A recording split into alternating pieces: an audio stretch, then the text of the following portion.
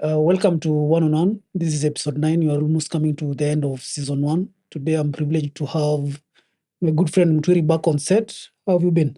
I've been great since the last time I was here, and it's a privilege and a pleasure to come back again. It's a very interesting concept and very interesting discussions, and it's something that we want to be part of moving forward. Thank you so much. And you look different today. You look younger. Yeah, the barber collided with me. Yeah. I never got the barber. It's that he collided with me. Then he asked me come inside, and you had to get a good makeover. Yeah. You But look it'll be better back now. to default settings. Okay, and we have former KPL CEO Jack Oguda with us. Amepotea sana, but leo tumempata. Imagine. I've been trying to interview this guy, I think, for the longest time ever. I haven't seen Jack since when? Since Professor Suka Cup in Dar es Salaam. I think it was that one. I haven't seen Jack since then. I've been around. And Really? and Jeff, I promise you that I'll definitely have to come for this interview. And I don't fear you. We work together. Yeah, and I know the way you're enthusiastic about sports. So I am. Welcome. And What have you been doing? Muturi is also great to see you. Hey, it's been a while. I've not seen you for quite a while. Yeah. I've been just doing things on a down low. I started a football academy. We worked with the Transoya last year with the Governors Cup. We've also still been trying to see how KPL can get back to running the top tier league. Yeah. And I think this is the right time because we are heading towards the elections. And part of my campaign is to have the top leagues run autonomously. Okay. And what there was some sort of rebranding of the Kenyan Premier League. It's now referred as the Kenya Premier League. What informed that? I think it was about a lot of search engines. I think Kenya itself is searched more than Kenyan. Okay. That's why we decided to just change it to Kenya Premier League based on the search engine. It's easier to get more clicks when you just leave it as Kenya. And now, after the league was taken over by the federation, what has the KPL been doing as a company? We did our strategic plan in 2022. Yeah. After we had a meeting with the directors and the shareholders of KPL in November 2021. Yeah. So from then, we've been trying to see whether we can have county leagues, basically, that are supported by the governors. Okay. So we started off with the Transoya, who are receptive. We had tried to meet the COG and make the proposal, but that hasn't happened yet. But we believe that having another product into the football scene would be beneficial for our younger talent at the grassroots, which we would say it's a governors league. Because you realize there are stadiums that are coming up, but nothing is happening in those stadiums. Yeah. So if governors would take all the onus on having their own teams and have a governors league, that will be a different product from the county league. Mutiri, what do you think of that? First of all, is once we're Kenyan Premier League, or the then Kenyan Premier League, was, or rather, usurped as the managers of the top tier. The company never wound down, right? It hasn't wound down because it needs a shareholders meeting to wind down the company. No, the shareholders, are they still the clubs? Because the shareholders are still the clubs. So that's very interesting. That's very interesting because the clubs own a company, and this used to, correct me if I'm wrong, but the shareholding used to be one club. And then as long as you're participating in the top tier. Yes. Since the last time Kenyan Premier League ran the league, there has been changes in promotions and promotions. Yeah.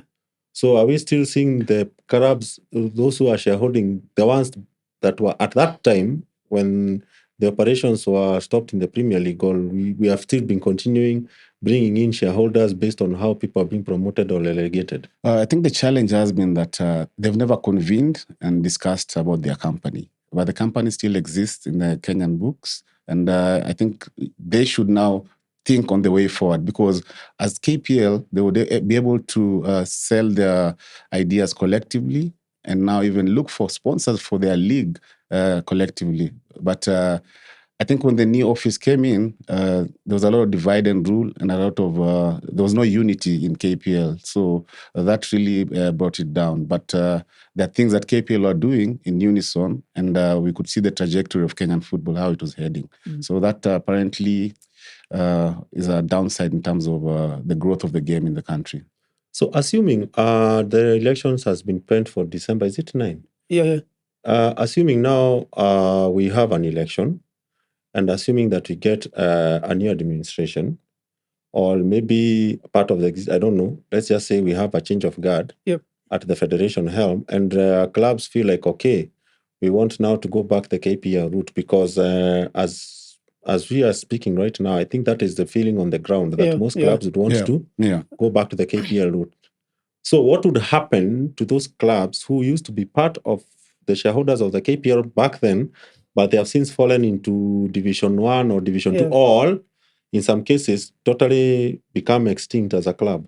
In the company registration documents, if a club is relegated to a lower division, they transfer the shares automatically to the team that is being promoted. Okay. So that is captured well in the memorandum of article of association. So that wouldn't be a problem. The only issue is, will the new administration agree that KPL comes back to run the top tier league? And that is a decision that has to be made by the General Assembly. That is awesome. So we're saying that some clubs that used to be part of KPL back in the day, like the Muhoroni, they are not. It's no longer even a club, I think. It is a club. It is a club now, okay, playing but it in is, the third yeah, but that president second tier. We have one of the sugar companies. Was it Sony? Sony. Back then. Yeah, there was Sony Sugar. KPL, yes. Sony Sugar and Chemelil. Yes, they are now defunct. Yes, the two are defunct now. Yeah, they are now defunct. So who would be available to transfer the shares? Or how would we get through that legal? Or it was crafted in a way that the transfer of shares will be automatic. Once you don't need to sign any documents. You don't need to sign any documents. Okay. But there was a legal mind behind it. Yeah, and that's why they put it that way. So you can't force yourself to be in a company. So they capture that well. If you're relegated to a lower league, you transfer your shares automatically to the promoted teams. It's good to clarify that, because this is Kenya. Anytime you might find maybe we have an election, people have said we go the KPL way, then somebody crawls out of the woodwork with a document saying that I am the bona fide chairman or bona fide secretary general, or whatever it is, of Sony Sugar FC, and I have a stake in this, because those are the kind of things we've witnessed in Kenyan football. So it's good to have something that is ironclad and people to know that, look at it this way. This thing is it called self-amortization, where you just dissolve and form and dissolve and form based on whether you are part of the top tier league. Yeah. So at the end of every season, and before any season, the governing council used to meet, who are the shareholders, and they would approve the shareholding in that meeting, confirm the teams that are relegated, and confirm the teams that are promoted. And that was the way the league used to run. And that was handled by the company secretary as well. Oh, okay. Yeah. Okay. No, so Jack, from there on is when you do your returns to the government. Yeah. Now, looking back at your time at the KPL, how many years did you serve as the CEO of the Kenyan I was Premier League? appointed in June 2009, and our league, KPL stopped running the league in 2020, September. So that is almost a decade, right? That's almost a decade. Now, looking back at that time, I think it's 9 years or 10 years. What would you say was your most proud moment as the CEO of Kenyan Premier League Limited? I think at first, when I was acting in that capacity, one which is quite memorable is when we ran the national team in 2008. And up to now, we've not gotten to the better FIFA ranking than 68. That was one point. I think another thing is having been able to ensure that all players had contracts during that period, and securing TV deals and sponsorship for the league. That was very sustainable for the clubs, because I remember the highest we could pay a club a month was around 800,000 for 10 months. So those are the kind of things that really helped. We were able to start different products. We did the top 8. We had a charity cup. At the onset, before FKF took over the running of Coca-Cola, we did it for 2 years, and that was an under 17 tournament. We also did an under 13 tournament with Orange as well. And with the money that was coming into the league, we were able to start the under-19 tournament until That was quite successful, 2016. And during that time, we were able to see more players being exported out of our country in terms of getting chances to play abroad in top professional leagues. And in addition, also, we got more foreigners coming into our league. And I think the visibility was quite recognizable and visible all over the continent, sub-Saharan continent. Yeah. And when playing at Mathare United, did you ever foresee you going into management, into football management? Would you say you were cut for football management? It took a while before I made that decision. I'm a HR practitioner. Yeah. I worked at Sarova Hotels at the head office. And after I stopped playing, I think Mathare sought whether I could come and help them out in terms of running the club. And that decision was very difficult to make. And I remember my mom telling, why are you going to football? Football has a lot of politics. But having football ingrained in my veins and the passion that I had, my dad was also an administrator in football at Reunion, and he also played for Luo Union.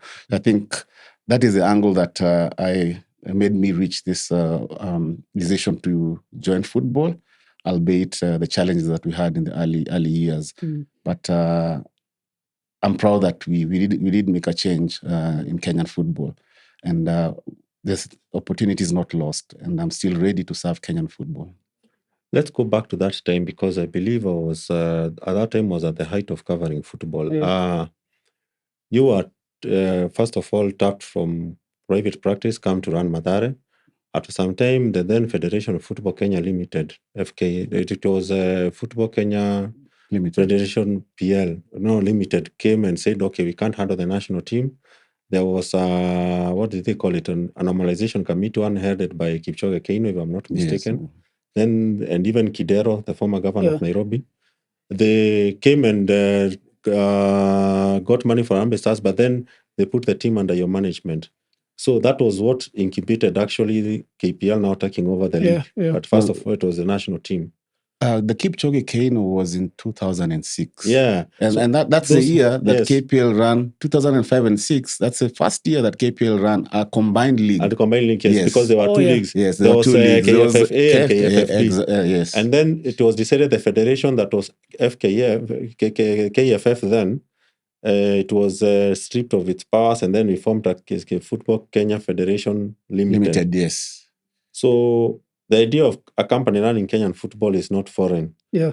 So what I was asking is, at that point, you and the late Seri, God rest his soul, you were working together in Mathare, then he went to Tusker, then you came to KPL.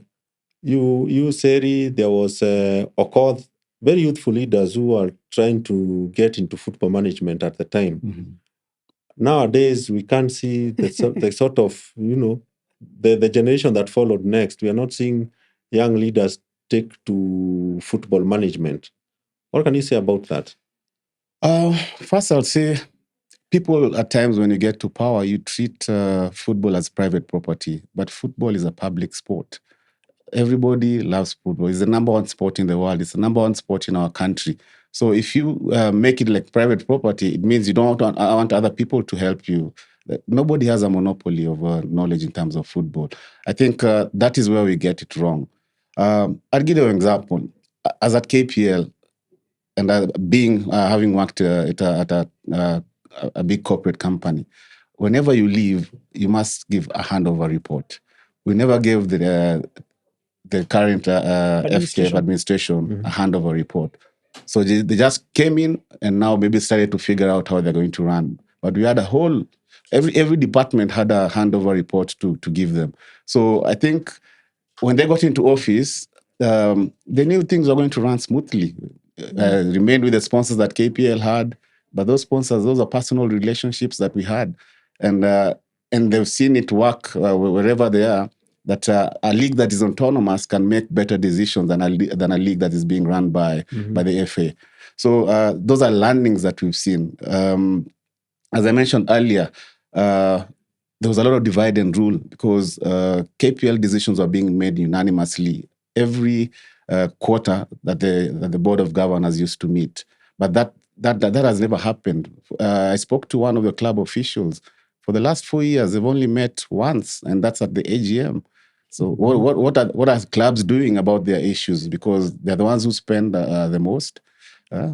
They don't have a sitting to discuss their problems. They don't have a sitting to better the game. So those are things that I think the current administration has made sure to lock out, because if you bring like-minded people together, definitely the decisions that are going to come out are going to be for their favor and for the good of the sport. Which brings me to my next thing. When KPL was running the league, in those 10, almost 11 years, I don't think we saw a club go defunct or go bankrupt. Yeah. I don't think the last time I think a team folded was the Nzoias in, was it 09 or something around there, or 7, somewhere there. But between 09 and when we never had clubs folding. I'd say that's not exactly true, but the clubs that folded after being relegated to the lower league. Yes, that's what I'm saying. I'm saying top flight clubs. Okay, top flight. No, There was no club that folded. Yes, yeah. I'm very sure that there is no club that was playing in the top flight that folded. No, there was none. But now, I think in the last 3 or 4 seasons, we've seen about 4 or 5 clubs fold when they are still playing in the top flight. So how did you guys used to cushion these clubs from folding? Because the same issues were there. Some of, especially the corporate clubs, like the ones in the sugar belt, they were really suffering. Yes. Yeah. But how are you guys managing to keep those clubs running, or rather the competition running? As I've just said, we could, at the beginning of the season, we could have an AGM, discuss the budget for the entire season, ensure that allocation, in fact, it was 75% used to go back to the game in terms of paying players, grants to the clubs, paying referees, doing our events. 25% was just left for administration. And that's what we use as an office to make sure that the league runs smoothly. So if you don't get people on a table and discuss the income that has come in, right now you hear about the rights have been sold. The clubs don't even know at what level. And that's their money. The rights are the ones that have been sold. They're supposed to demand. The problem with our Kenyan situation is that clubs don't demand, and the people elected are supposed to serve the clubs. Yeah. So I think that's where the difference is. So KPL, we used to meet at the beginning of the season, approve the fixtures. The fixtures are the backbone of any league. Approve the list of referees with the help of the federation doing the physical and written tests. And then your season is going to run smoothly. After every quarter, you again meet as a league, look at your shortcomings, look at how you can better the league, and also as it goes on, you also look for additional money to sustain the clubs. So clubs used to get grants every month, depending on what was approved at the budget. But at the beginning of the season, they used to get a larger amount, so that's to help them to do the player signings before the season kicks off. So they could also budget. And that's the reason why FIFA and CAF had to introduce the club licensing, so that before a club participates, they have to confirm that they'll be able to fully cover their costs for the entire season. Were there bailouts for some of these clubs? And I'm talking about maybe we've started well, we've reached mid-season, and the management has changed, especially the sugar belt clubs. I know we had problems there, a lot of them. Were there bailouts? Let's say like it's mid-season, maybe a manager has been replaced or somebody else has been sent, and then they say, okay, we're going to support this football club, but you're in the middle of a season. So did you have incidences where you had bailouts? I would say it is money allocated to the club. Yes. In case it's struggling, they would request for an advance.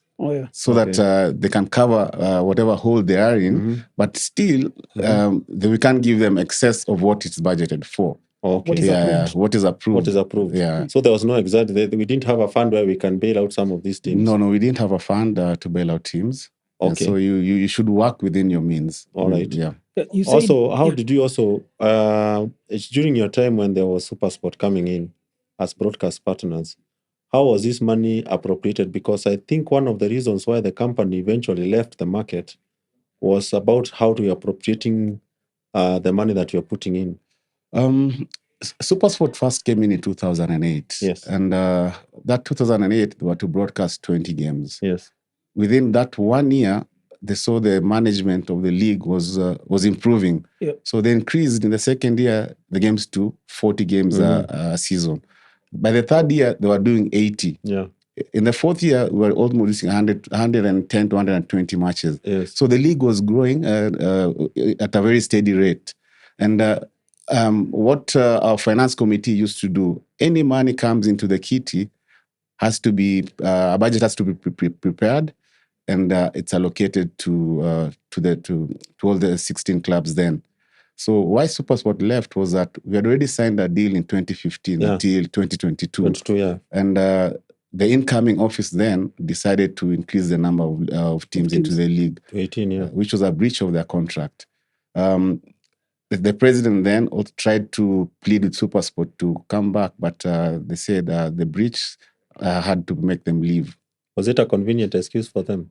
I can't say, but it really took us aback. Is that the reason they actually gave you? Because some people argue that it was a business decision. It was a business It could be a business decision, but they were clear. We signed a contract until 2022 for broadcast rights. Yeah. And in the middle, you're increasing it without even consulting them. Yeah. Mm-hmm. That was quite sad. Yeah. That was quite sad. And when you look at that period when we used to have the Kenyan Premier League under your management, there are some of these issues that you've seen come up lately. Some things like you are just discussing here about the game on Sunday, where officials mysteriously disappeared before kickoff. We've had teams being given walkovers because of. So how did you guys used to do? Because I can't remember. The only game I can remember was Sony versus Gore that ended 2-2. In Awendo. And I was there in that game. Mm-hmm. That was the only game I can say that during the KPL era had a gray area. But everything else used to be wrapped up on the pitch. But nowadays you are seeing a lot of boardroom decisions, as they are so called. So how did you guys manage to put your head above water? Because Kenyan football, as everybody knows, on some instances it's very tribal, not tribal in terms of ethnic communities, but tribal in terms of people will say this is ours, this is not ours. Yeah. Kenyan football is also a lot of disputes. We've had so many claims of, especially when the teams are not under the spotlight. So how did you guys manage to? I think the beauty about KPL was those constant meetings and constant discussions about to improve the league. We did have a safety and security committee that used to handle all the matches before the season and grade them as a low risk, medium risk, and high risk. Mm-hmm. And we had the head of that committee had to ensure that all the guidelines on high-risk matches are followed to the letter. For example, we prefer that high-risk matches, tickets are sold in advance. Improved security measures. So if we don't have people doing that for the current situation we are in, you're bound to have matches being abandoned. And then at the pre-match meeting, you ensure you get the best referees, because I hear the match that was played at Ulinzi 2 weeks ago that brought a lot of brawl. So those are kinds of things. You be proactive instead of being reactive. I think this incident that happened the other day was being reactive, because if they would have engaged the police, engaged the club itself, put down very serious measures. Remember, if a club was found causing trouble, they could be docked 6 points. And that was a policy that was approved by the clubs themselves.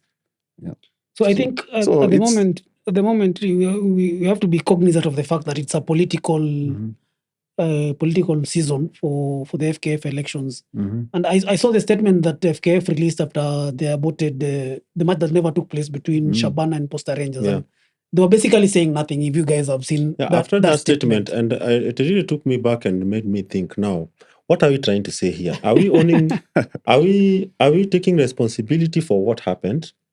Are we trying to apportion blame? Or are we offering a remedy? That statement did not have any of the three. It did not say, for example, what happened, Yeah. or who, Who's I responsible? remember their statements. I still have them on my email.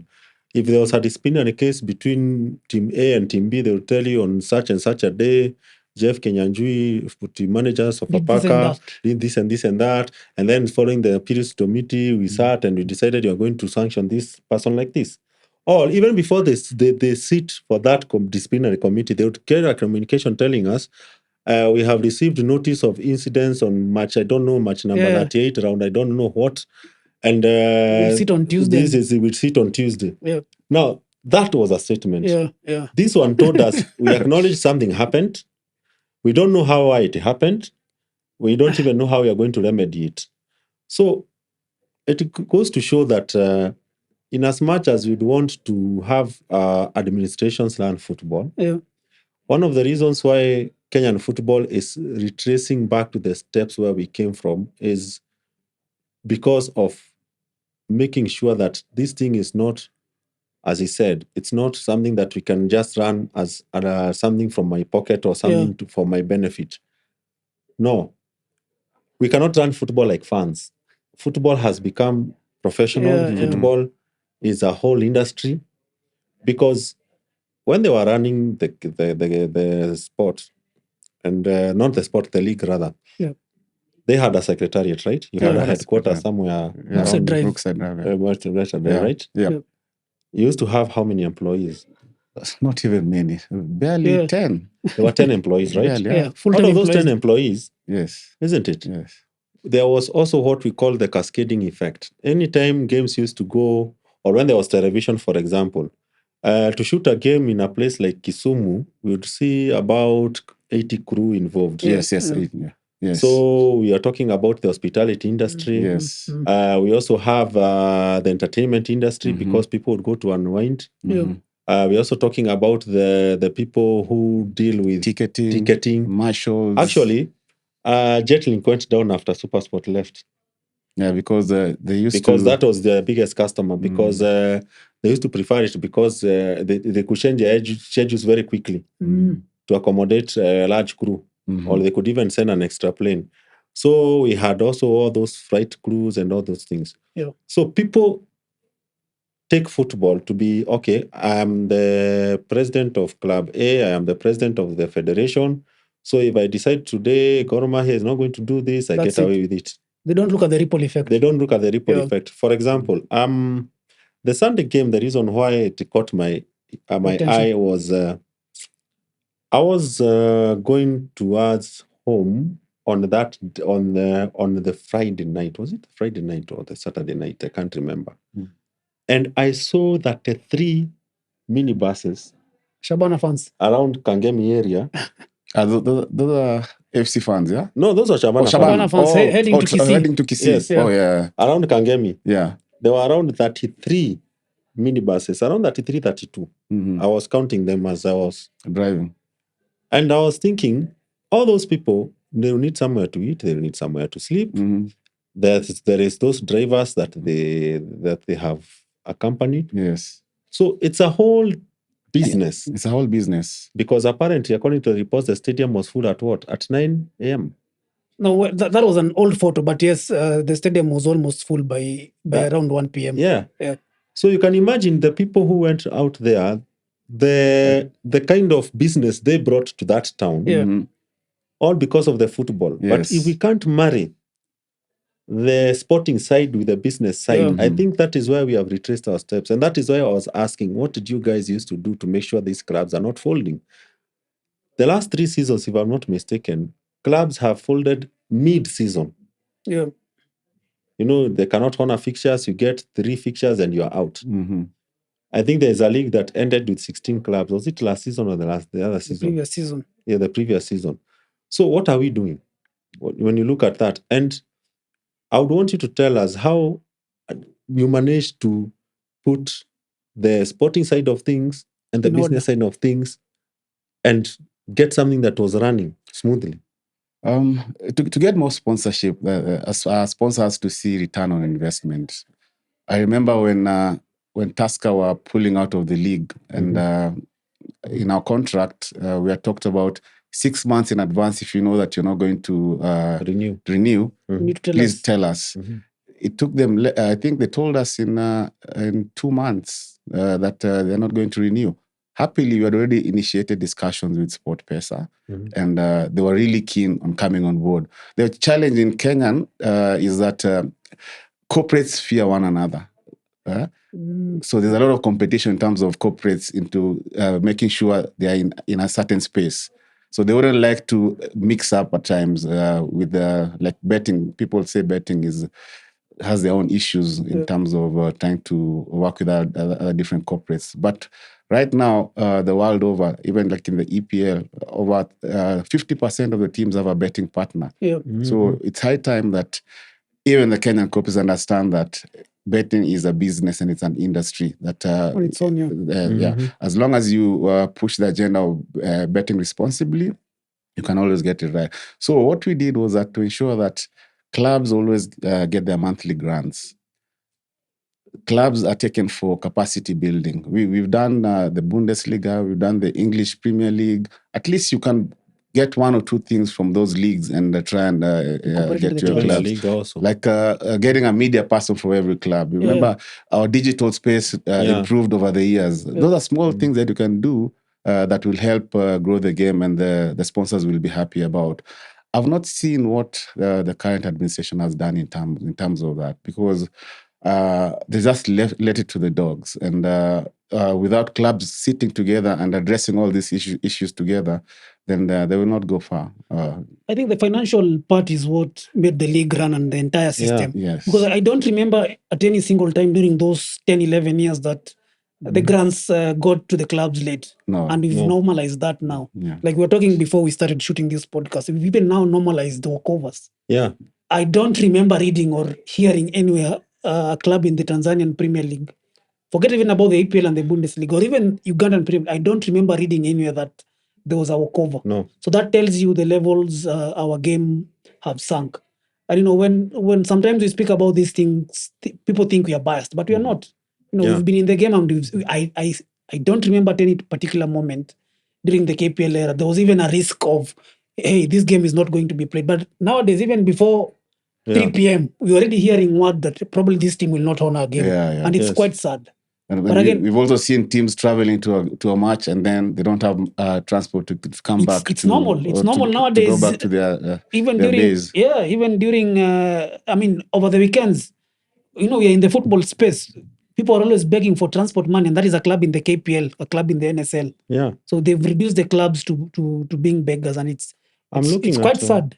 I'm looking at last season's final standings. We had Gor Mahia winning the title with 70 points, Tusker 69, Police 64. We are talking about a 6-point swing between number 1 and number 3, which can mean continental football, or it can mean a lot of things.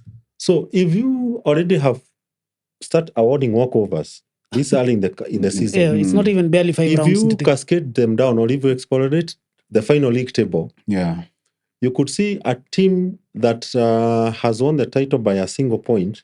If we never had this walkover, we would not have this 1-point swing, which ultimately also dents the integrity of your competition. Because you'll see that, for example, there was a team that was removed mid-season, and all the results had to be cancelled. And then I don't know, points awarded in what? It kills the level of competition. It kills the competition because you maybe, for example, okay, fine, you've gotten points from Team A that has been wiped out, isn't it? But during the time you are playing with them, at that point, your dependable player got injured. So how can you compensate that in terms of points? Such things happen. Yes, you've gotten the 3 points eventually.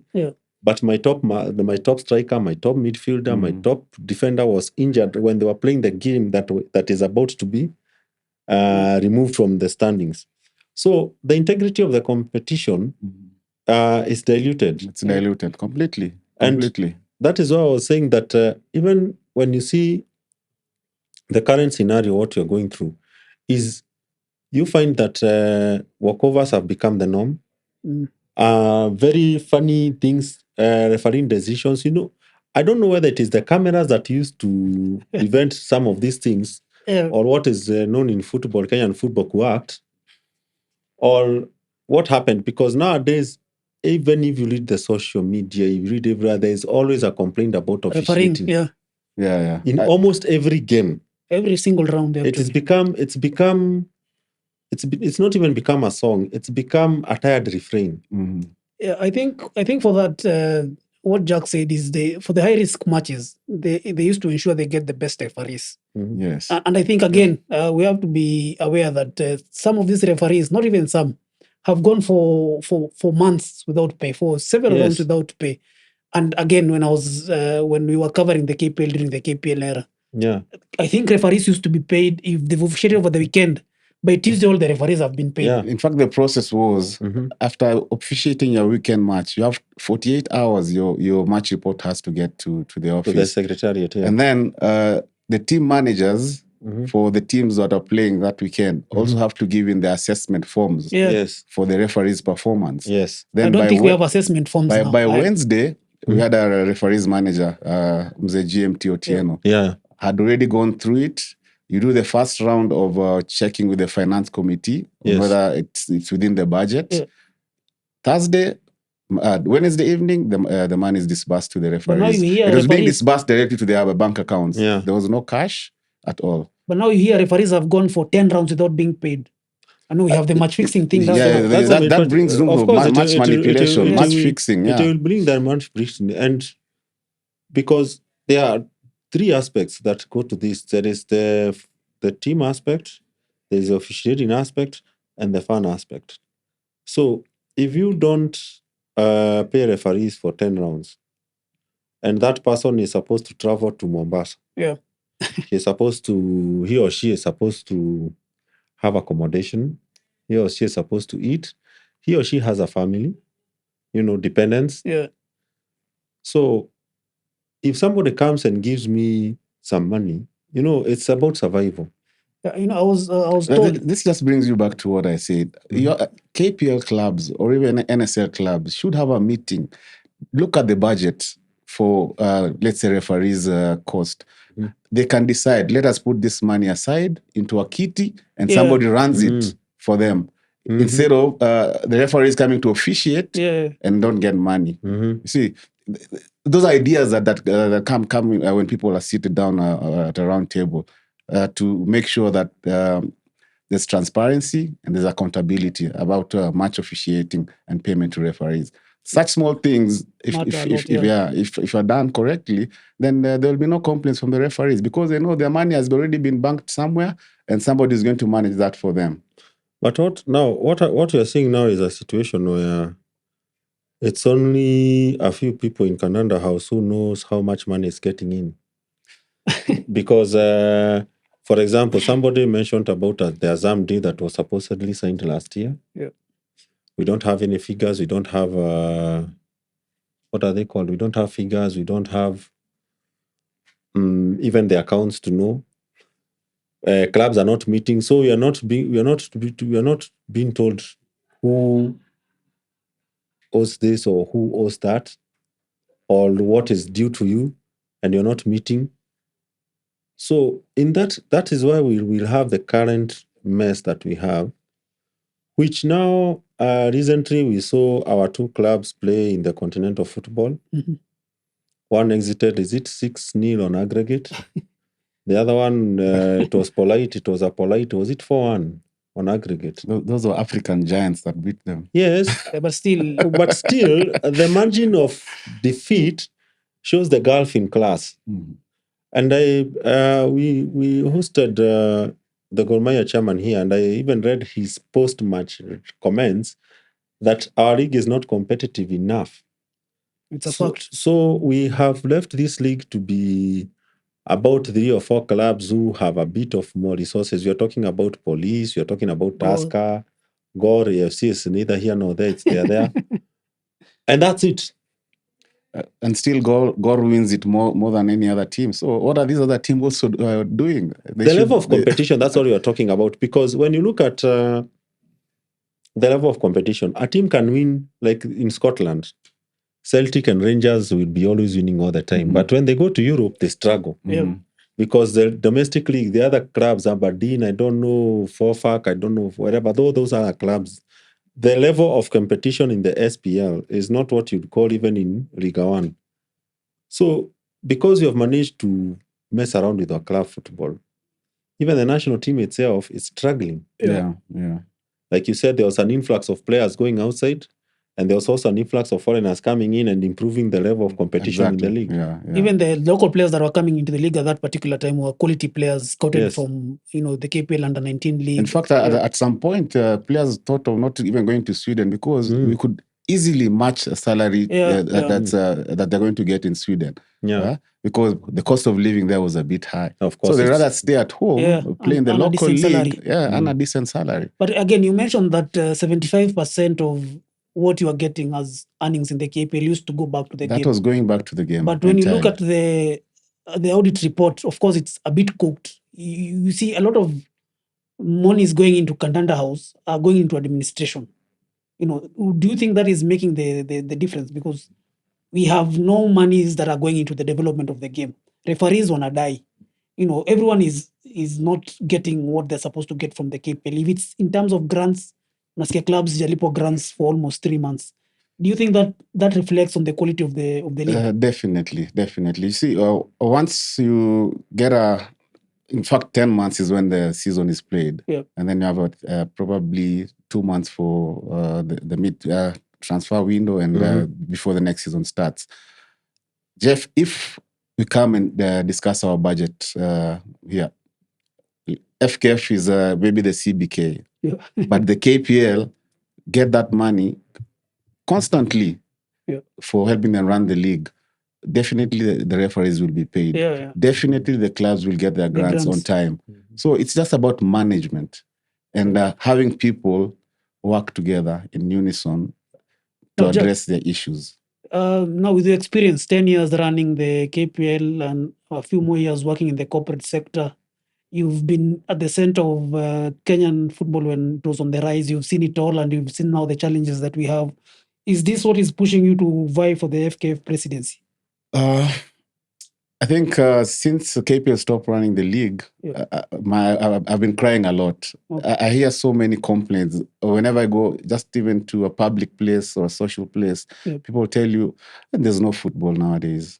It really irks me because I say, we brought it to a level that sponsors would like to get in, government would like to support. Like, remember the COVID time, government supported KPL clubs with during that COVID period. Yet, the FIFA were paying the FA money to support their clubs within the league, but no club got any money. So you see, it's just pure mismanagement. It's just pure mismanagement, and the clubs are afraid of calling this out. If they work together, because the game is theirs, if they work together and call all this out... Why are they afraid of calling it out? I don't know. I actually don't know, because I've been doing rounds. Is it a case of maybe the officials being put on the pocket? Because it's strange. If it's that, then it's very sad. I think it's fear of victimization. It's very sad because you play for a period of 10 months. The referees have not been paid. Referees don't call it out because you can't be working for free. For the referees, it's quite sad because even the referees association is not even strong. They're actually not even voting. I'm sure you know this. They're not voting in the upcoming election. So that is something they need to get in order. Because it's politics where you can just inject a bit of professionalism and it turns around everything. During the time that you guys were running the league, even there was a part of the sponsors. And you'd attend those meetings, and the clubs would really... That's the relationship you're supposed to have with your sponsors. Come up and they would be very stormy when clubs would come out. But nowadays... no one comes out. I remember in Sport It's fear of victimization, actually. we were part of discussing this almost on a weekly basis. Yeah. On a we did. weekly basis. We used to have something what called else can IMOC. we do to spice the league? Those are the kind of relationships you're supposed to be having with your partners. There's something called an IMOC, you know. So that's how you can develop and ensure partner confidence that these people have really taken us on board. We can work together and get even different products. Like the KPL awards, we used to budget it in our own budget, but we went to SportPesa and they said they'll take care of that award money. So an additional payment of the awards. Under 20, the same. We told them, according to best practice in the world, all our teams need youth teams. By then, Tusker started and still has. Gor Mahia still has. AFC still has. I think even Sofapaka still have the under 20 teams playing in the lower leagues.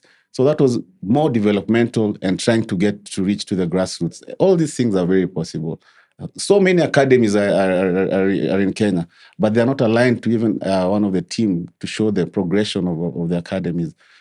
Academies should also be encompassed into the federation. Schools as well, universities, primary and secondary school, universities and colleges. All those are people who are supposed to be in the fold of FKF. The FKF constitution has 5 girls, women teams that are voting. Yet the world right now, everything is about women. FIFA just increased the other day the number of teams from 16 to 24, showing you the growth and the pace that they want the women football to develop. So even for me, I know if we get into office, we have to increase the quota of women's football into the General Assembly. Otherwise, it will be there'll be no headway in terms of trying to also spur the female gender. Looking at the other guys that are contesting for the FKF presidency, do you think you have the muscle? And you still actually haven't answered my first question. What is pushing you to go for the presidency? Yeah, the why.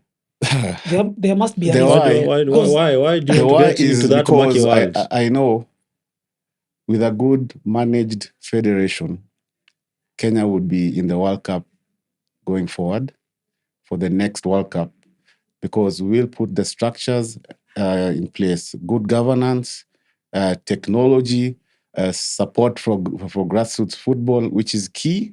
If you don't focus on grassroots football, then you're not doing any justice to the game. Because I've been doing rounds going to the branches. The branches don't even know what happens in Nairobi. They have a branch chairman. Isn't that branch chairman sitting in the General Assembly? They get this opportunity to ask these questions. I was just informing them the other day that in an 8-year cycle, FKF would have gotten, that's from 2016 to 2022, close to 1.4 billion Kenya shillings. That is from sponsors and other... No, from FIFA only. From FIFA only. Okay. That's from FIFA. You've not addressed the issue about sponsors. And that would have translated to about 240 to 250 million a year from FIFA only.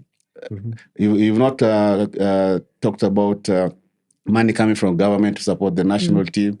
You've not talked about money coming from sponsors and money coming from CAF. 0 Kenya shillings goes to these branches. The branches.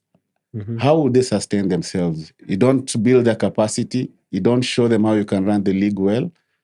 How will you build this product that even at the county level, the county might decide, let me support these people and let us also work together and see if you can get it sponsors just to pay a few bills. What can the county do to have a project that is going to be sustainable to run the secretariat and stuff like that?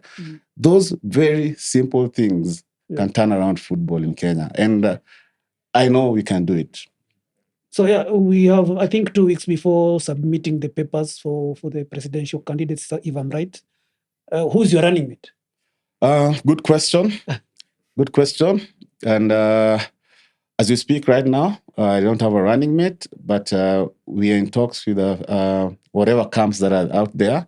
And hopefully, by the time we submit our papers, I'll have a running mate. Can it be a lady because you've talked about emphasis in developing women's football? The good thing about ladies, they have their own slot in the national office, which is a women rep.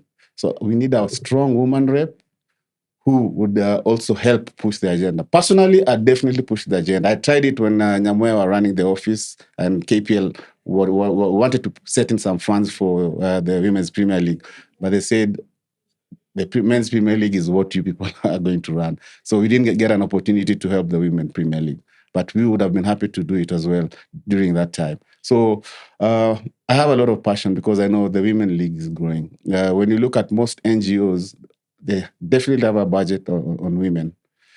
So there has been one thing that always one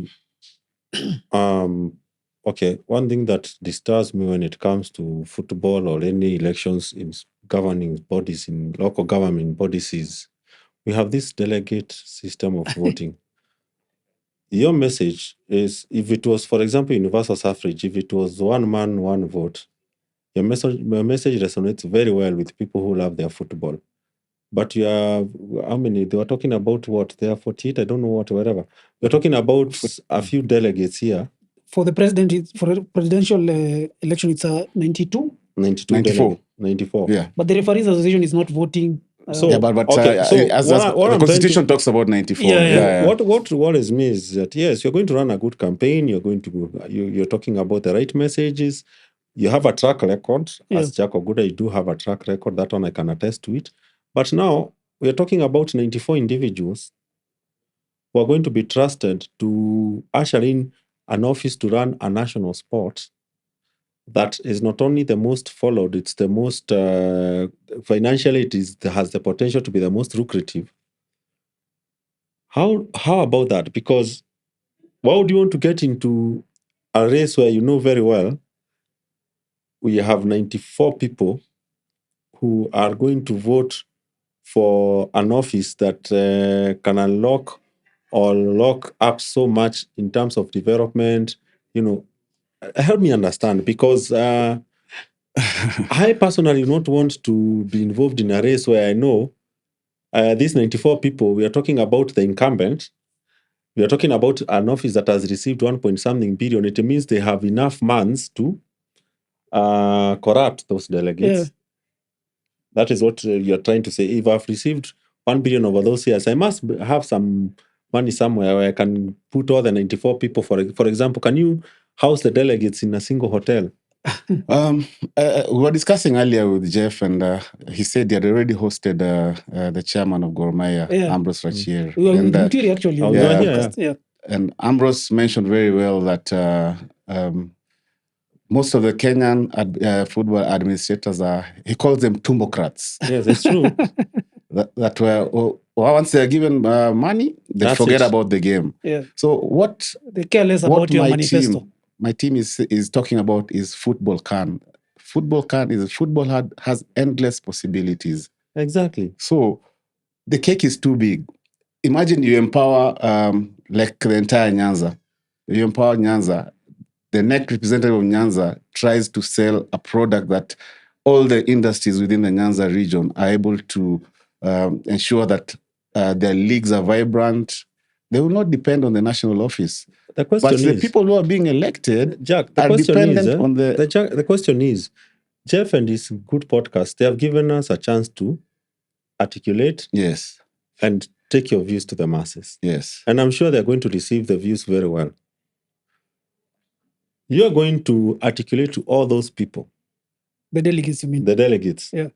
What is in for them if they look at the long term, because as you say, the cake is big. I just believe the football Kenya cake is too big. It's too big. For even anyone. It should get to the grassroots, however, but it doesn't. You're telling that to somebody, and then after all your pitch, the first thing unakuuliza, na yangu itakuwa ngapi? Because at the end of the day, this person is going to vote depending on where his pocket is going to be oiled most. Yeah. You see what I'm trying to say is, I'm not saying that it is a bad idea to vie. You have to be brave enough to vie for something. You can't say I failed and you did not want to enter the race. Exactly. It's actually, they say the Olympic spirit is not winning, but participation is the most important. Yeah. That is the spirit of the Olympics. So I get that. I get the spirit and you wanting to do something for the game that has given you a lot. What I'm thinking is, instead of maybe even throwing your hat on the ring or all that, why don't we agitate more to change the kind of the way we vote for these leaders, because trust you me, if we took it down to registered members of football clubs, registered members of football bodies, yes. where you have, we are talking about, we have, for example, 18 Premier League clubs, you have, 20 NSL clubs and all those divisions, all the way cascaded down. lower, You'd have a bigger voting pool, which makes it almost impossible to corrupt. You can't corrupt such a large group. I get your point, I think that is what we need to look at first. But they say it's a members club. You see, we have seen people go and file injunctions, or even people go to the route of the street. For example, this Morara has been released because of public agitation. So we have seen those routes. I think we have always attacked the solutions to Kenyan football from the wrong side, because no matter what pitch or how you pitch your campaigns, at the end of the day, it all depends on somebody who is looking at, okay, this guy housed me in, Boulevard. Another one has been taken to Safari Park. Others have been taken wherever. There are those who will be told, okay, bring your fees arrears for your children for the whole year. We clear them. And you sell your vote for that pieces of silver. So I think it's time we agitated to change the way we elect these people. Maybe that is the only time we shall bring real change. Because when you guys came in at KPL, you are not elected. At that time, it is the clubs who, Akina Kasuve, all those guys, Akina Hatimi, they were like, okay, we have the federation, but we can't run this thing. You guys take it. So it was more like a direct appointment. All right? But now, if you are to give those people to vote for your office today, even with your track record, trust me, they won't. I agree with you. It's a huge challenge, and it's a huge task. But if you don't educate these people, then I will be doing football disservice. What I'm telling them is that you are the people running your own game. You are the people who know where the shoes fit or how tight the shoe is. Why don't you take this mantle, bring in the best candidate from your branch, so that he is going to elect the best candidate at the national level? If you bring in the wrong guy, don't expect different results. But they will do that. We will elect the right guy. Trust you me. Whatever is happening here mirrors what is happening at the national level. In the national level. For example, we elected an MP, youthful, purposeful, and all that. But he's in our home area. Yes, but he's the guy who is sending impeachment motions, sending for a chief to pass, and all those things. So sometimes that's why I'm saying vesting the authority to vote on one individual. But you see, it's only the General Assembly that can make that decision. So we have to wait for them. But the agitation has to come. Education is the consistent. Agitation has to come from, you see, the day we shall look at how we are going to solve Kenyan problems in football and in sports in general, is to remove this idea of we have a General Assembly, a GA, and we have 94 delegates who can vote one person, who, by your own accounts, may have received 1 billion Kenya shillings in 8 years. Trust you me, taking care of 94 people is very, very easy. Yeah, he has the financial capacity. He has the financial muscle. So in other words, you see, we are sacrificing our sport at the altar of who has the means. You see now where we have to empower these clubs. This is money that is coming to Kenya for grassroots football, youth, women. Correct. Yeah. Yes. And maybe probably the national team. And they're very well put in the FIFA forward. Correct. If you people go to an AGM and don't ask how your money was used, how will they go? You're paid. Okay, let's say our team here. From the figures that we got, our team here voted Jeff to be the delegate. Yes. Okay. Yes. Jeff is our delegate.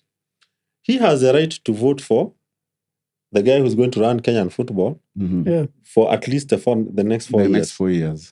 All right. So we have already had there is money coming in. We have had all those things you have just said and well articulated, and which we can question. Yes, we can question. Yes, and we have had all of them. But once Jeff gets into that conclave sort of environment, he is told, okay, Jeff, You're at Boulevard. You're at Boulevard. Here is your, 1 million. 4 million.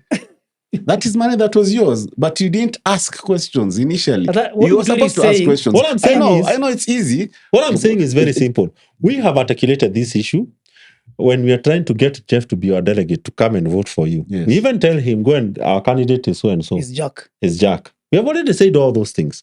We've already said, okay, we want to take our football back. The clubs want to have a voice. We want to improve women's football. All those nice things that you are saying. Yes. But now Jeff goes. We send Jeff to come to Nairobi. Let's say the voting will be done in Kasarani or wherever it will be done. But on the eve of the vote, our Jeff here is told, okay, you have a suite waiting for you at Safari Park. You have never seen a suite in your life. And then there you go in. And no, look. I know what you're talking about. You've never seen anything like that on your life. You already have, you've been given a per diem. This is money for, what is it called? To close your eyes, kufunga macho, hiyo pesa ya macho, pesa ya mboga. You've gotten something that, okay, you've gotten 40,000 at a pop. And then you're told that, okay, here is what you're going to, here is what goes. Here is your 2 million. Once you cast your ballot and we get in, you're getting your balance of 2 million. Trust you me. Yeah. That He'll not care about Jack's manifesto. That person will not think about your manifesto. He'll not think about the tea you bought them when you're trying to sell your message. They will think of nothing. What they will think of is the 2 million remaining. Is the 2 million remaining. Because already, they have already gotten you by your balls. Yes. At the expense of how many other clubs? At that particular moment, nothing else you're not matters. Thinking about it. It's just like maybe you've been trying to date this lady, and then all of a sudden she says, okay, now come. You never think about anything else at that particular point in time. So that is what I'm saying. So I think what we need to do to change things is to make sure that more people have the vote, such that look at organizations like KPL and National Union of Teachers, for example. Even LSK. There are so many people who vote, it is almost virtually impossible to bribe them. And if you yourself, you are bribed and you go to the other side, you are out. Okay? So I think that is what we need to agitate. And that takes me back to the question where Jeff talked about it's a members association. Yes. So if we don't try to get into that office and sell these things, which are under the current structures of voting, unless miracles do happen. Okay, even modern day miracles can happen. But under the saying structures, someone who is change oriented, not change, not saying that I'm doing change as a PR tool, but someone who's change oriented, they will not let you get next to that thing. To the members association. Yes. So the best thing, and I can quote an example because he's already declared his candidature. Hussein has always come up with that, but he has always fought in one campaign or another because of one thing. He will get all the masses running behind him, but those delegates there, those delegates are the ones who. So the thing is, if we want to upset the what you call shake the tree or cut down the Mogumo tree, the first thing is we must make it impossible to govern football at the grassroots until they are given voting power. How do you think we can do that? Simple. Are you suggesting that we go to the streets again? There are so many ways, like they say, there are so many ways of killing a rat, even burning the entire house. Okay. You know. What an example. Yes, you can burn the entire house. The aim is for the rat to. Okay, what do you mean in what I mean is, Jack said it. We have clubs who are not even asking where their money is going. Yeah. All right? Isn't it? Yes. What if people simply boycotted fixtures? The clubs? Yes. And that is why Jack was saying about educating the clubs. What if, for example, They can. Listen, You know. we have the other day when there is this lady in Sierra Leone, right? Was it Sierra Leone, the lady? Oh, the president. The president. The federation president, right? Yes. When they were at loggerheads saying that you spend most of your time in London instead of coming here, guess what they did? All the divisions went quiet for 3 weeks. Even FIFA, initially FIFA was like, it's on her side because at FIFA it always ran to, you see, FIFA it's also part of the FA. Yeah, the FIFA is also part of the system, right? But now they had to sit and take notice. When the Club World Cup, the reason why they celebrated when Chelsea said it is supporting it, it's because they were trying to sell that thing so hard to the Premier League, but it was not buying. So the club, the power you're talking of the club, empowerment. Yes, the empowerment you're talking about. They can do this. Yes, but we're not going to do that. We are not going to tell them to do it by sending a delegate who is going to be bought. I think we need to uproot the whole thing on Kenyan football. The way, even not even Kenyan football alone. And until we do that, trust you me, we shall meet here 4 years again, later. And we'll be still talking about clubs this, clubs that. KPL was a happy accident. It was a set of circumstances. You just said miracles can happen. Yes, I'm telling you, KPL was a happy accident, and it happened because the people in charge of football at that time, they had no means to run the game, and even FIFA had abandoned them. Oh yeah. That's why it was a happy accident, and it worked very well. It's just like our sevens team that won Singapore. It was just a happy accident. Yes. We just happened to have a few families with very good players, and then we started saying we are a powerhouse. Now they have started doing what they should have done back then. They have started from the grassroots. So we need a root and branch approach as far as Kenyan football is concerned. And I maintain that, even if it means being banned for 5 years, in as much as people want to lynch me for that, if that is what it takes for us to have a proper product at the end, even the so-called EPL everybody talks about, I don't know whether people know what happened between 1988 to 1991 when Thatcher was in power. The clubs have the power. And they all refused. They were told, okay, this is hooliganism. Until at the end of the day, Thatcher herself had to go. And John Major had to come in. It shows that sometimes we just need to stop being kind. Because we have gotten to a point where tumengangana na hali yetu, tumekubali hali yetu. You have normalized mediocrity. You have normalized walkovers, they are normal.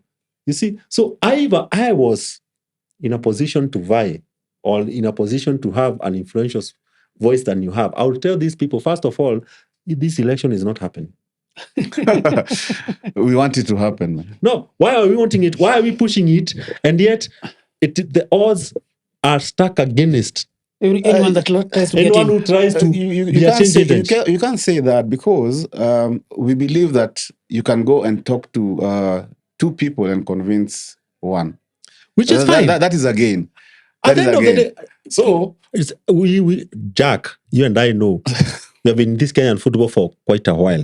You and I know. We'll talk about all these things. We shall talk to other people. We'll even twist some people. We shall even flip some people in terms of who they're going to win. But at the end of the day, the guy who comes up with the biggest bag, it's quite sad, really, will carry the day. That is why we have even the incumbent, who technically should not be running. But he's already said he's running. He has already said he's running because he already knows everything else you'll challenge me with, but you'll not challenge my pockets. Yeah, that's true. That's what we were talking about before, actually. Yeah, because you see, even if you're given money, let's say you're given, it doesn't go into millions, definitely. Yeah. Because if it goes into millions, that means any money that is coming from FIFA is going back to a few individuals' pockets. Yeah, which is wrong. So for us is, why would you sell a whole county or branch as an individual? Yet, how many people are eyeing to have a successful nation in terms of football for a bit of 200 or 300,000? Why would you do that for a span of 4 years? Because you'll do that because I'll tell you why.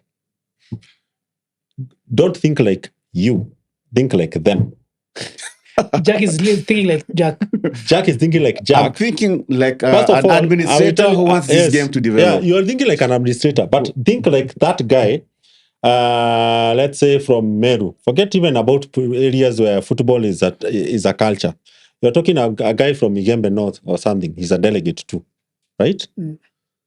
This guy, first of all, the football in Meru is moribund. That means he's never engaged. At least when you have place where football is active, you'll have that tournament, your governor unasema, somebody will make his 10,000 or so. Somebody will make his 15,000 or so. But you're talking a guy from Mutongo who has never, the only team that was there, unless now a KPL team uses Kenoru Stadium, their leagues are dead. Yeah. Actually, in some areas, there's not even league. There's not even football. Yeah. You see? Yes, they are voting, actually. Yes, they are voting. Don't forget. That's what I'm telling you. We need to look at this thing outside trying to flip 24 people. So this guy, it's December. Probably he's a middle-aged guy, most probably, who has children who have closed school for December. They need to go to school in January, and somebody here comes and gives you a 300K. Yeah. Knowing that for 1 year, you'll push your 2-3 daughters or 1 or 2 sons through to school. Trust you me, that person will not think about agenda. So what I'm saying is that there's money coming from FIFA. This money will get to the grassroots. First, don't tell them that. First of all, tell them they should not vote. They should not vote. So until you are given the right, or you are given an opportunity for more of us to decide who gets this money. Because if you are voted, for example, then you should also look at it this way. Even if you go and become successful, your campaign becomes successful and you win this election, your allegiance and royalties will not be to those people you're talking about. It will be the 94 people. The 94 delegates. The 94 delegates. So this thing works both ways. It works. It's about empowerment. Do you know what I'm selling to these clubs? I'm selling to them that you should also work professionally, set up your committees that are going to run your league. Yes. Once your league is running well, you build up products and money starts trickling in. Into the branches. You see, the challenge is that the branches don't have that opportunity because they're not being trained. This message the capacity is not being built. Jack, this message that's very wonderful. That's how everything is supposed to be. We're not arguing about that. Okay. What I'm arguing about is you'll say to these clubs, you'll go around doing your campaigns, you meet a lot of clubs, you meet a lot of stakeholders. All these guys will agree with you. Because even them, nothing trickles down to the very bottom, right? Mm-hmm. But all that, the fate, whether you or your opponent wins, lies on these 94 people. This one person they send, that is why I'm saying that whole system is flawed. And unless we correct that system, we are not going to cure football. And I will stand here in another 4 years and say the same. I started saying this since the troubles of 2004, when we were forced to play Tunisia behind closed doors in Kasarani. All right? Yeah. And then we had to have 2 accreditation because there was one that could get you past the gate. There's the other one that could get you inside the stadium. Yes. We have come from that far. Until it got to a place, Kenyan football just collapsed to the ground.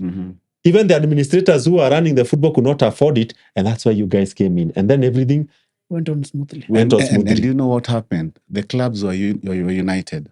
They were united because the clubs are united. Because at that time, people resigned from the federation. So the federation had no clubs. Yes. You see? That's why I said it was a happy accident. The reason why people resigned. So we need what you're saying is we need another happy accident. Unless there's a happy accident, we must force an accident.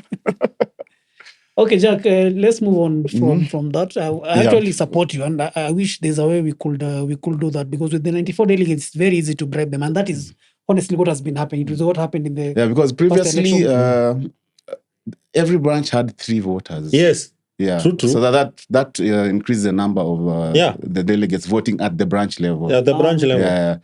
So now that we have the voter register out from the FKF electoral board, are there any issues from your camp that you have noted, and how are you trying to deal with them? We've noted several, and we are still trying to compile. Yep. For example, there's a gentleman in my camp. Yep. His team is not there. Okay. And his team has played over the last 4 years. Yep. I don't know whether it's intimidation, but that's quite wrong. I think it's the same thing that Muturi is talking about. There are a lot of irregularities that have been noticed from the register that was released recently. Yeah. What do you think is the solution to this? The solution, are we still going to have the elections by December? Personally, I'd like the elections to happen this year. Yeah. Personally, because there's a lot that Kenya needs to do, even for us to host the AFCON and the CHAN next year. The clubs that participate in those county leagues should call out any irregularities in terms of the voters register. If they don't do that, then they're doing a disservice to themselves, because they know the teams that have participated. They should be having the league standing. They should be having the fixtures, and that will be able make the work for the electoral board easier. But if they don't have all that, then it's a corrupted election, and it won't be fair. So the same thing I'm saying, if already we have started getting irregularities in the voters register as early as this, why are we? Let me tell you, that hosting CHAN and hosting AFCON, that is the best tool we can use to agitate for real change. Because no one will want to risk losing CHAN again. Or messing with AFCON. Even the president himself has assured CAF that you are hosting this thing. So if there is a good time to turn the screw, it's now. For example, we know very well that CHAN is happening in February. We must have a federation in place. Yes. So if we bring Rakas right now, the same way people brought Rakas and what is it called? The finance bill was tossed aside. It's because there was a timeline. The government could not stop functioning. So we had to do a few things so that people can get off the streets. So this is the right time. If we do that, then that means we are inviting for a normalization committee. Which will go for another Which normalization committee can stay for a maximum of 2 years. Yeah.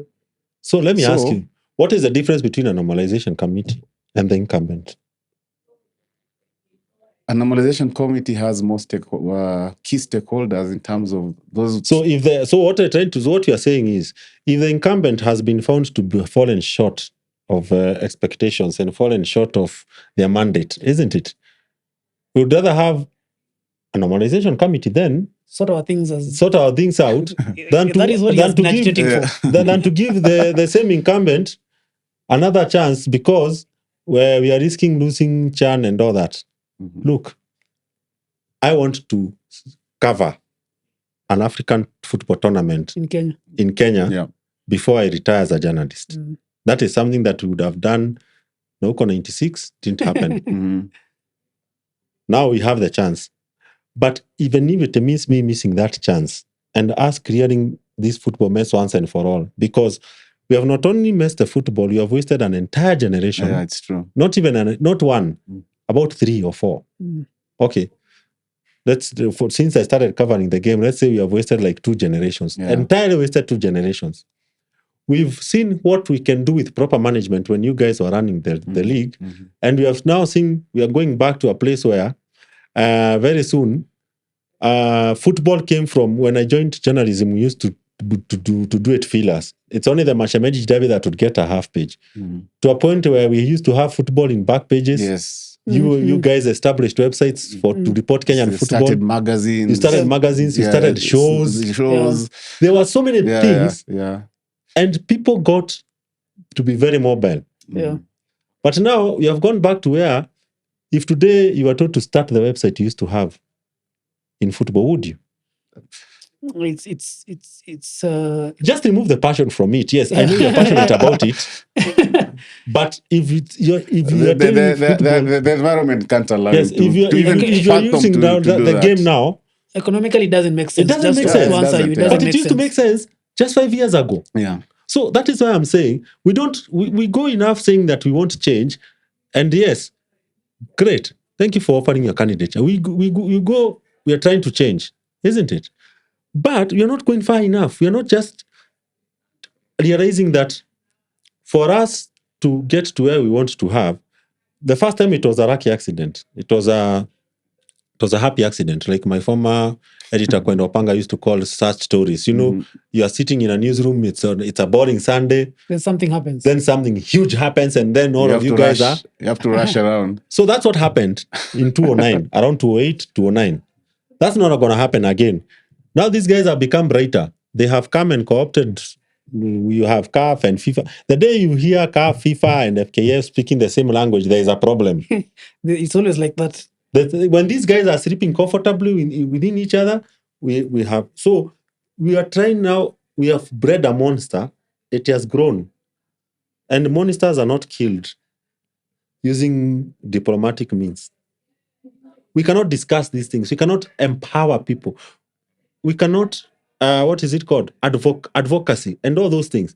Sometimes football needs to claim itself. Kenyan football needs to claim, or rather the people who care about Kenyan football must claim their game. And these guys are not going to sit there and listen to us saying we need to do resources to go down to the clubs. We need delegate system to be abolished. They're not going to sit there and listen to us and tell us, oh, guys, you have a point. Let us do this. No.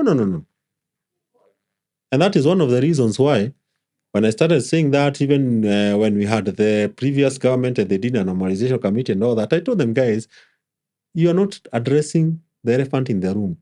That normalization committee should have not even run the leagues and all that. They should have changed the way we vote for people who run. That is when they would have made a change. You mean the caretaker committee, right? Yes. It was a caretaker committee, transition committee. It had so many names. So I some of their members, they would come and, oh, what do you think about this? I'll tell you guys, it's okay, you're running the league, yes, guys are getting paid, yes, blah, blah, blah. But are you guaranteeing this team club is going to be here in the next 5 years? And look at it this way. Since that time to today, how many clubs have fallen? Many. So we have always been skirting around the issue. It's like everybody waits in the wings to have their chance to eat. Like when students line up in a dining hall, you have to wait for the Form 4s. So it's like everybody in Kenyan football waits for their turn to eat. Everybody came rushing into this football thinking that Super Sport deal was giving, I don't know how crazy money. People are thinking Sport Pesa is giving crazy money. So they all came there and then they realized, Allah, Hakuna kitu. because the money there used to trickle down to the club. 75% is said. Yeah, 75. Yeah. Yes. Even when Nyamoya tried to do it before the season before the election, you remember? Yeah, I remember. When he had the FKF, KPL, but I don't know, there was a second league. Yeah. He promoted all the clubs from the nationwide. He tried when he got it, and he was like, hey, boss, no, you can't do this. But at least he could see, he could read the room. Exactly. That's the beauty about Sam. He could read the room. In as much as people castigate him, but he read the room. Yeah. And he said, okay, guys, wacha ikuwe national division, wacha ikuwe nini? Na tuendelee. Isn't it? I think one of the good things that came out of Sam's regime was he knew all of us for football. And he could say, if you have a vibrant league, it will spur the national team. And who gets the glory? Same. He gets the glory. Now we have somebody, isn't it, who does not read the room. Even the minute, how can you, for example, have a deal kicked out because of a breach of contract? Simple. It's some things are just crazy. I have a contract with my employer, which states clearly what I should do. And it's written in black and white. So if I try to introduce something on the side, like let's say 2 teams, and you know very well it is in breach, and then you're telling people, no, you will get even a better deal. And then in the process, you hear people have formed a company that wanted to sell the rights to FKF, to sell the rights to that company not to go to Supersport again. I mean, what are we doing? It's a lot of nonsense. So, gentlemen, we should wrap up. I think we've gone past our set time. But I'll give you, Jack, this opportunity now to sell your agenda to the electorate, some of who I'm sure will watch this. What would you like to tell them as your parting shot? The elections are quite near. It's a few months to the election. Looking at that camera. I think, as for me, the reason I decided to throw my heart into this race was the state of Kenyan football has really gone down. When I look at the 10 years or 10 to 11 years that KPL was running the league, we had lucrative deals from broadcast rights, media rights, and also naming rights for the league. We could see our focus was that the league was growing in leaps and bounds. Suddenly, that is not happening right now. I think my appeal to those who support the game, which is the clubs and the coaches who are delegates in the upcoming elections, should ensure that the people they vote in at the branch level are people who are pro-football and people who are going to grow the game right from the grassroots, right from youth, and also focus on women football. As for me, I know I'll focus mainly on the governance aspect of football in the country and ensure that all the structures and all the standing committees within the various leagues are functional and make the league sustainable.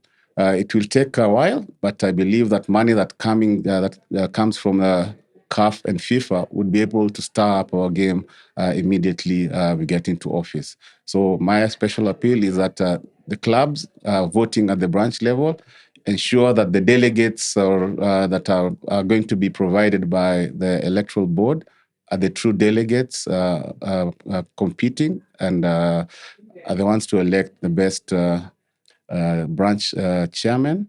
And for the clubs, I think they should, for the top club, they should ensure that they run as an autonomous body. I think the Premier League and the NSL should be purely autonomous because it will bring the federation to focus on the grassroots, which is more developmental and amateur football. So kindly vote for Jack Oguda. Your vote will count and stir up Kenyan football to greater heights. Thank you so much, Jack, and we wish you all the best. Muturi, do you have anything to... I wish Jack all the best and run a honest campaign. And even if we don't get the promised land, at least you have a duty and responsibility to educate grassroots, or what to say, the grassroots football structures in this country based on your experience, because you have a lot of experience and exposure. Just go and advocate and see this and educate these grassroots football stakeholders what can be achieved if we run football properly in this country. That's all I would tell you, and good luck. Thank you, Muturi. Thank you so much, guys, for honoring my invite. It's always a pleasure. Jack, all the best once again. And guys, remember to subscribe. We have another episode on Tuesday. I'll have Sammy Owino Kempes, former Kenyan international, that is also running for the top seat at FKF. So see you guys and all the best. Thank you, Jeff. Thank you.